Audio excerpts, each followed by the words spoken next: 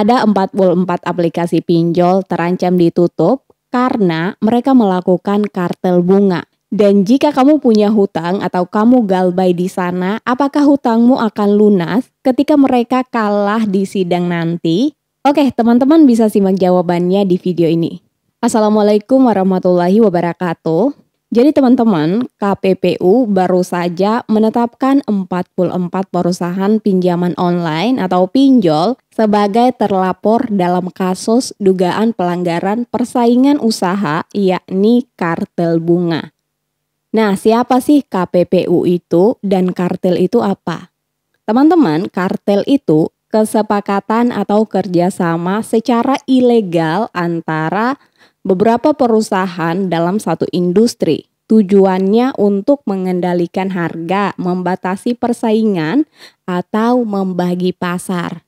Nah, dalam kasus ini, 44 pinjol diduga bekerja sama untuk menentukan bunga yang sama atau terlalu tinggi. Sehingga kita sebagai debitur atau peminjam tidak punya pilihan lain untuk membayar bunga yang lebih rendah karena kesepakatan yang mereka buat. Dan ujungnya kita sebagai masyarakat yang dirugikan. Nah, disinilah peran KPPU. Jadi KPPU itu singkatan dari Komisi Pengawas Persaingan Usaha. Mereka tugasnya buat ngawasin perusahaan-perusahaan dalam ranah persaingan. Jadi salah satu tugasnya mereka adalah menyelidiki dan menindak kasus-kasus seperti kartel bunga ini. Tujuannya untuk melindungi kita sebagai konsumen dari harga bunga yang tidak wajar. Nah, dalam kasus ini, KPPU telah menemukan satu alat bukti yang cukup kuat untuk membuktikan dugaan pelanggaran yang dilakukan oleh 44 perusahaan pinjol ini. Terus apa konsekuensinya kalau 44 pinjol ini terbukti bersalah? Nah, ada beberapa sanksi yang diterima 44 perusahaan pinjol ini jika mereka terbukti bersalah, yaitu bisa jadi mereka didenda hingga miliaran atau triliunan, tergantung pada tingkat pelanggaran mereka.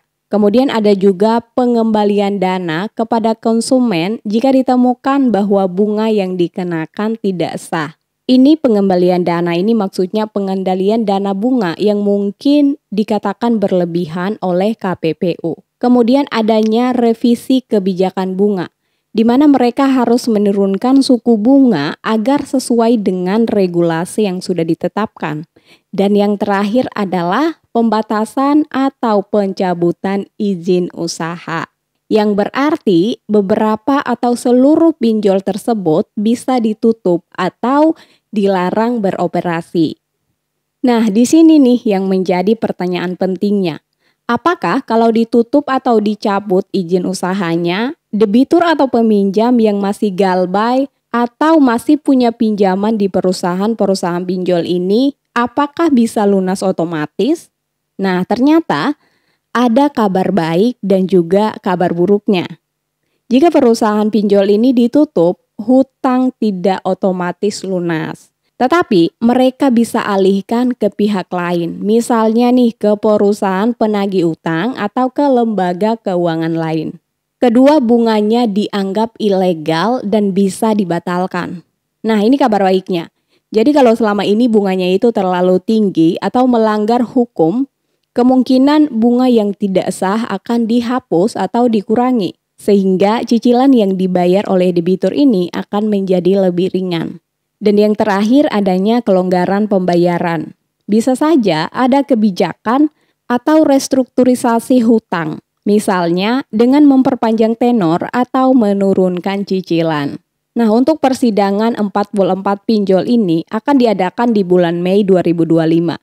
Dan untuk daftar pinjolnya diduga dari pinjol-pinjol besar yang sudah legal dan terdaftar di OJK.